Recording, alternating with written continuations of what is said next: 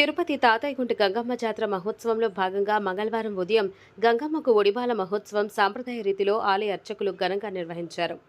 రాయలసీమలోని తాతయ్యగుంట గంగమ్మ జాతర మహోత్సవానికి అత్యంత ప్రాధాన్యత ఉంది. సాక్షాత్తు గంగమ్మ ఏడుకొండల వెంకటేశ్వర స్వామి చెల్లెలుగా పేరొందింది. ఈ నేపథ్యంలో మంగళవారం నుంచి 14వ తేదీ వరకు జాతర అత్యంత వైభవంగా నిర్వహించనున్నారు. ఇందులో భాగంగానే మంగళవారం గంగమ్మ ఆలయ ప్రాంగణంలో ముందు భాగానే ఉన్న ఒడిబాల స్తంభానికి ప్రత్యేక అభిషేకాలు నిర్వహించారు.